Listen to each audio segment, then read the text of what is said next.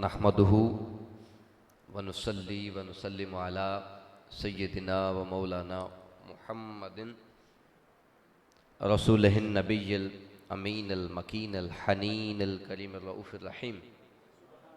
अम्मा बअद फ़अऊज़ु बिल्लाहि मिनश शैतानिर रजीम। बिस्मिल्लाहिर रहमानिर रहीम। इक़रा बिस्मि रब्बिक सदक़ल्लाहु मौलानाल अज़ीम। मुअज़्ज़ज़ व मुहतशम काबिल सद इफ्तिखार व सद एहतराम साहबज़ादा वाला शान हुज़ूर किबला पीर सैयद अखलाक हुसैन शाह साहिब, मुअज़्ज़ज़ व मुहतशम हज़रत साहबज़ादा मोहम्मद अय्यूब साबिर हारूनी साहिब, आज की इस पुरनूर बावक़ार महफ़िल में तशरीफ़ फरमा मेहमानाने गिरामी क़द्र, जुमला सनाख़ानाने ज़ी एहतराम, दूर व नज़दीक से तशरीफ़ लाने वाले जुमला मेहमानाने गिरामी क़द्र, अल्लाह रब्बुल इज़्ज़त का बेपनाह लुत्फ़ व करम और फ़ज़ल व एहसान है, जिसकी तौफ़ीक़ ख़ास और इज़्न से आज हम इस्तक़बाल रबीउल अव्वल शरीफ की इस खूबसूरत महफ़िल पाक में हाज़िर हैं। मैंने बड़े ही इख्तिसार के साथ एक बड़ा ही अहम और कीमती काबिल तवज्जो और ईमान अफरोज़ नुक्ता एक अर्ज़ करना है, तो उसके बाद फिर मैं इजाज़त ले लूँगा। तो अल्लाह रब्बुल इज़्ज़त ने कुरान करीम में इरशाद फरमाया, आक़ा कायनात सल्लल्लाहु अलैहि वसल्लम गारे हिरा की खलवतों में थे, आपकी उम्र मुबारक 40 बरस थी। जिब्राइल अमीन हाज़िर हुए और आके अर्ज़ करने लगे कि मैं अल्लाह की तरफ से भेजा गया फ़रिश्ता हूँ, पैगाम लेकर आया हूँ, कुरान का नुज़ूल शुरू हो रहा है, इक़रा, आप पढ़िए। करीम आका सल्लल्लाहु अलैहि वसल्लम ने जब ये कलिमा सुना इक़रा, तो आप खामोश रहे, आपने नहीं पढ़ा। जिब्राइल अमीन ने दोबारा पढ़ा इक़रा, आका अलैहिस्सलाम खामोश रहे। रिवायत के अल्फाज हैं, सही बुखारी मुस्लिम हदीस की तमाम किताबों में आता है कि आका अलैहिस्सलातु वस्सलाम जब खामोश रहे तो हज़रत जिब्राइल अमीन ने आका कायनात को यूँ अपने साथ लगाया, अपने सीने के साथ, आका सल्लल्लाहु अलैहि वसल्लम को। फिर कुरान पाक का ये लफ्ज़ पढ़ा कलिमा इक़रा, आका फिर खामोश हैं, फिर यूँ साथ लगाया गले के साथ। तो चौथी मरतबा अब जिब्राइल अमीन ने कहा इक़रा बिस्मि रब्बिक अल्लज़ी खलक़।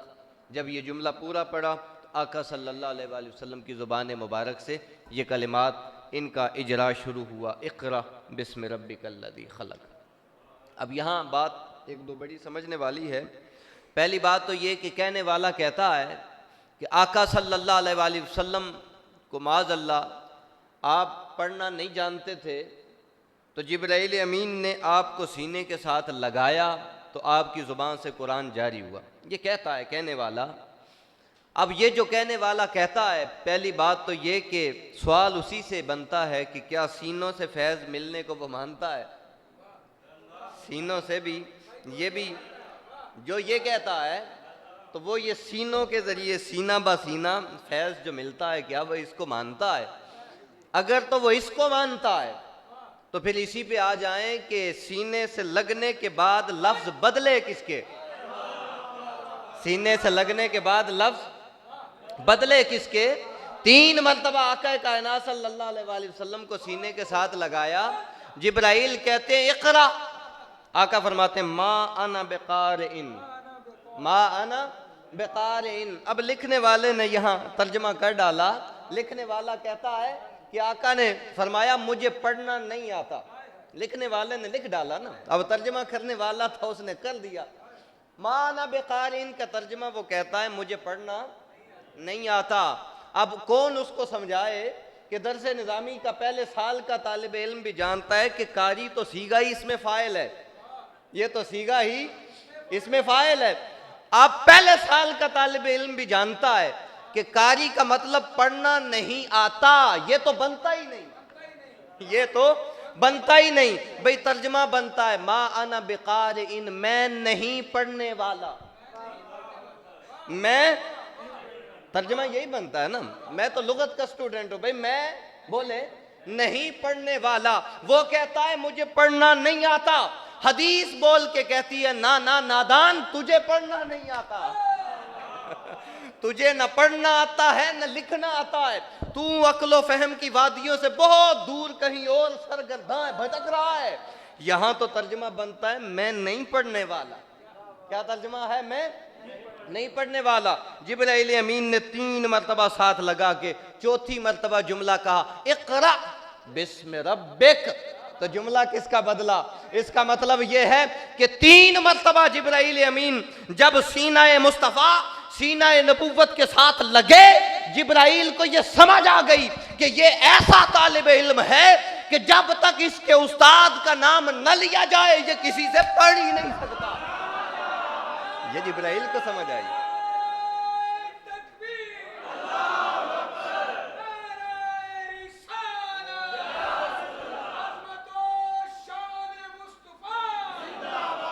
भाई करीम आका सल्लल्लाहु अलैहि वसल्लम का कौल मुबारक, आपका जुमला नहीं बदला।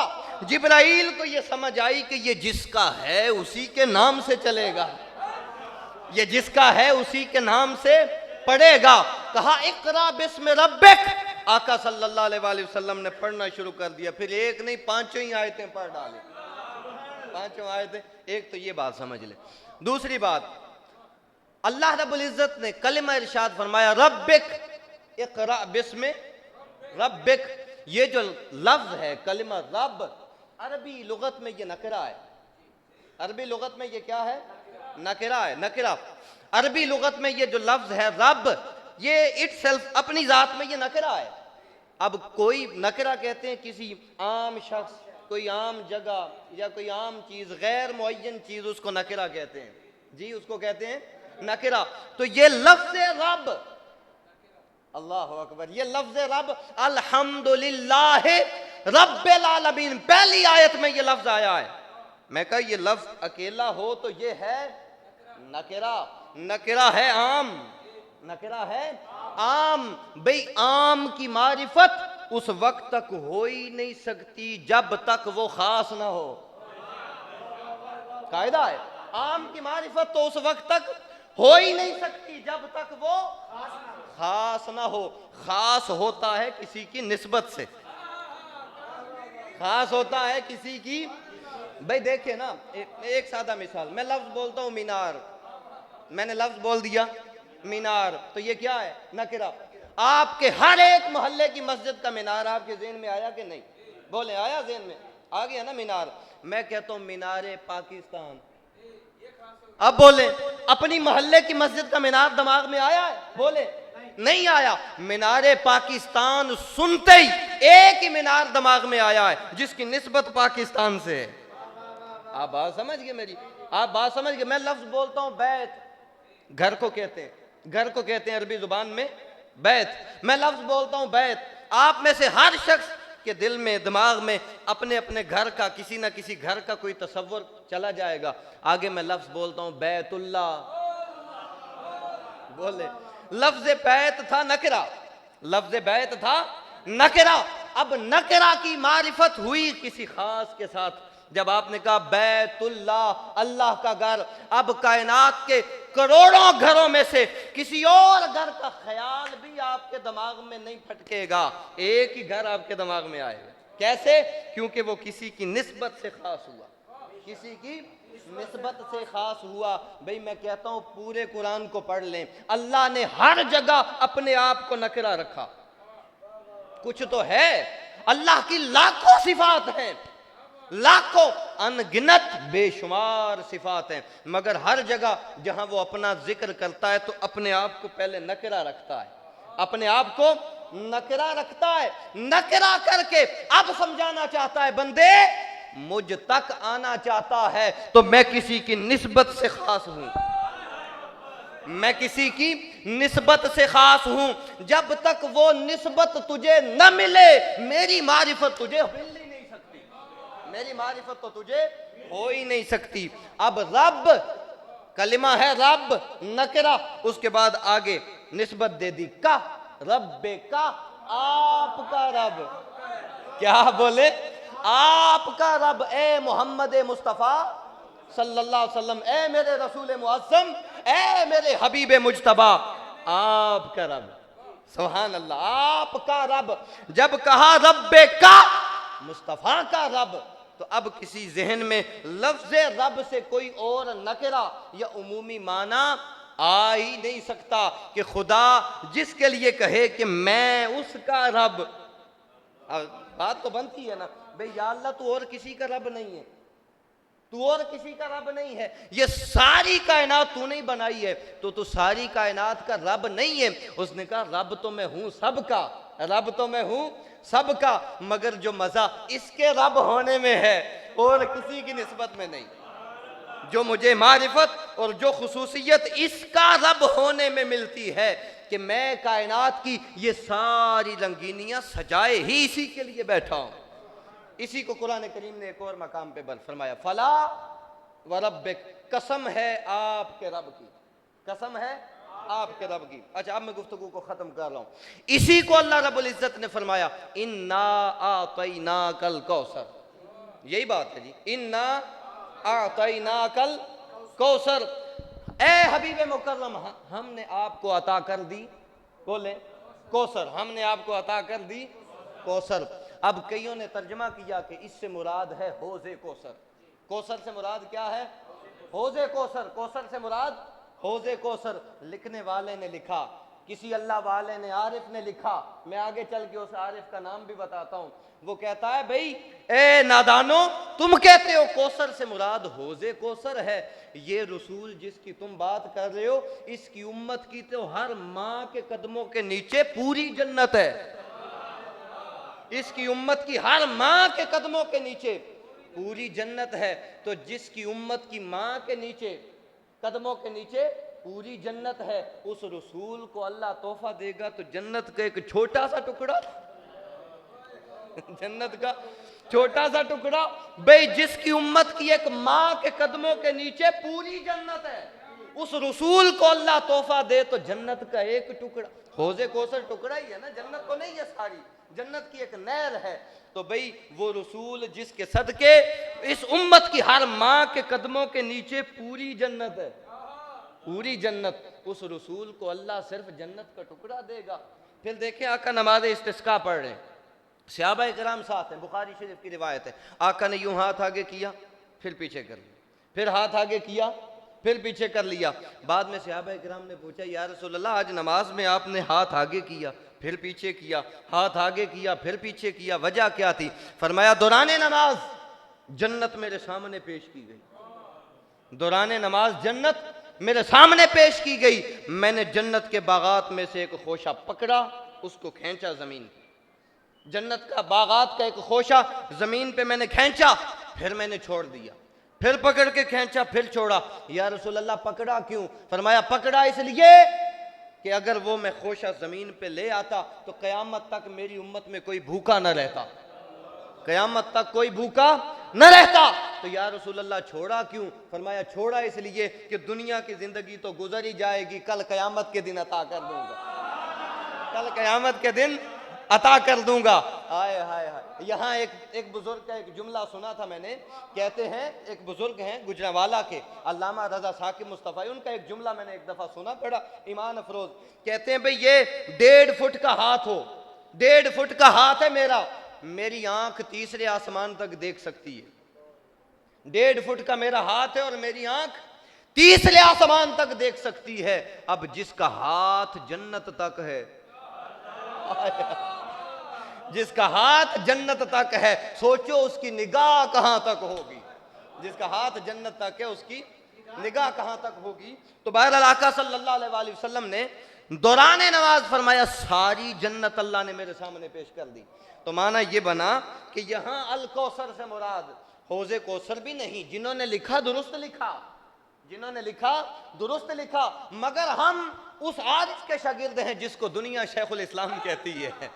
हम उस आरिफ के शागिर्द हैं जिसको दुनिया मुजद्दिद असर के नाम से जानती है। इतनी मोटी किताब लिखी, मारिफे सूरह असर, मारिफे सूरह कौसर, मारिफे सूरह कौसर के नाम से किताब लिखी, वहां एक माना बयान करते हैं, कहते हैं यहां हौज़े कौसर भी मुराद नहीं है, हौज़े कौसर भी मुराद नहीं है, यहां सारी जन्नत भी मुराद नहीं है। अगला माना कहते हैं यहां खैर कसीर भी मुराद नहीं। खैर कसीर क्या है कि कायनात की हर खैर मुस्तफ़ा आपको दे दी, कायनात की हर खैर मुस्तफ़ा आपको दे दी।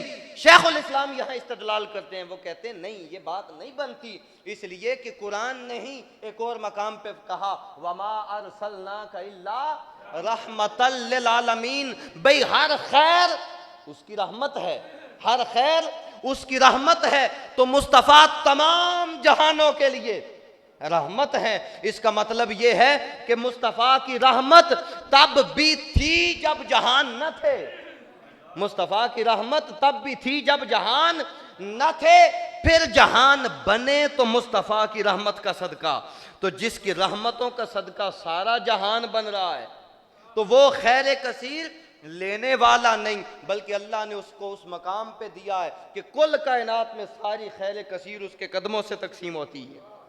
वो कहते हैं यहाँ माना कुछ और है, माना कुछ और है। कहते हैं ये जो लफ्ज़ है अल कौसर, लुगत की बात आ गई है, अल कौसर, इसका माना अगर देखा जाए तो माना में ये जमा है, माना में ये जमा है, लफ्ज़ देखा जाए तो लफ्ज़ वाहिद है, लफ्ज़ देखा जाए तो लफ्ज़ वाहिद है, माना देखा जाए तो माना इसका जमा है। जैसे भाई मैं एक मिसाल देता हूं, एक लफ्ज़ है क्लास, क्लास, तो ये लफ्ज़ अपनी ज़ात में क्या है, वाहिद, लेकिन इसका माना वाहिद नहीं है। क्लास कहेंगे ही उसको जिसमें कोई 20-25 तलबा हों, तो अब आप समझ गए ऐसे अल्फाज मौजूद होते हैं कि जो लफ्ज़ अपनी हैयत में वाहिद होता है मगर उसका माना कसरत होता है। वो कहते हैं ये जो लफ्ज़ अल कौसर है इसका माना कसरत है मगर लफ्ज़ अपनी हैयत और ज़ात में वाहिद है। तो कौसर से मुराद कोई ऐसी शख्सियत होगी, कोई ऐसी ज़ात होगी, कोई ऐसी मुकद्दस चीज़ होगी कि जो अपनी ज़ात में तो वाहिद है लेकिन अपने माना में कसरत है, अपने माना में कसरत है, अपने वजूद में वाहिद है, अपने वजूद में ला शरीक है, अपने वजूद में यकता है, अपने वजूद में वहदहू ला शरीक है, अपने वजूद में तो एक है मगर कुल कायनात की हर खैर और हर कसरत उसी के वजूद से है, उसी के वजूद से है। वो कायनात का मरकज है, वो कायनात का मंबा है, कायनात की हर शय उसी से है। शेखुल इस्लाम कहते हैं अल कौसर के लफ्ज का मिस्दाक अल्लाह है, अल कौसर के लफ्ज का मिस्दाक बोले अल्लाह है। तो अब माना बनेगा इन्ना आतैना कल कौसर, ए महबूब हमने आपको कायनात की हर शय दे दी, हर नेमत दे दी, हर रहमत दे दी, हर खैर दे दी, हत्ता कि आपको उस मकाम पे फायज कर दिया कि ए महबूब हम खुदा होकर हम खुद तेरे हो गए, अब हम खुदा होकर खुद तेरे हो गए।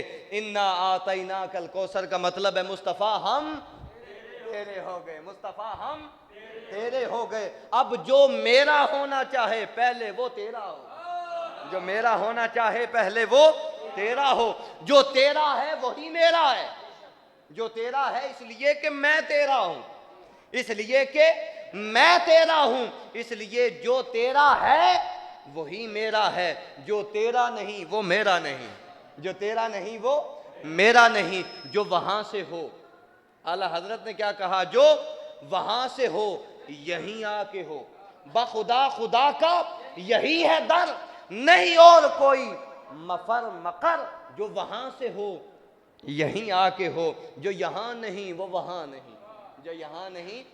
तो लिहाजा मुस्तफ़ा करीम सल्लल्लाहु अलैहि वसल्लम की मोहब्बत ही कुल कायनात की हकीकत और असलियत है।